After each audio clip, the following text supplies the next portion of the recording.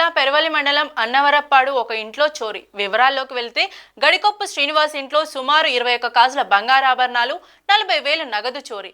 Case నమోదు చేసి దర్యాప్తు చేస్తున్న పెల్వరి పోలీసులు.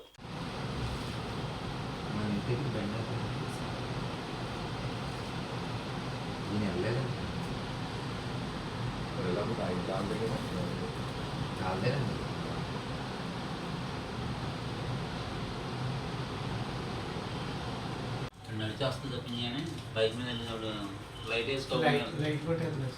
బైక్ లేకుండా ఎంత చేయొచ్చు. ఇంకా బైక్ లేకుండా ఒకటి వెళ్ళాడు తెలిసిందేమన్నా.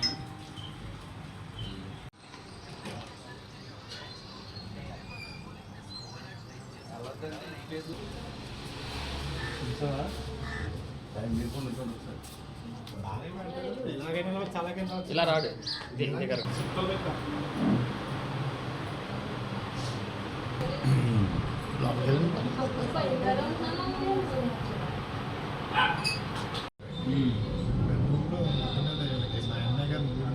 జ్ఞానం తీసుకుంటారండి.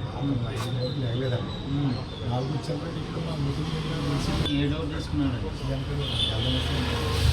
మీరు చేసుకోరు ఇలా చేశారండి. ఆయన అంతమంది తీసుకుంటారు.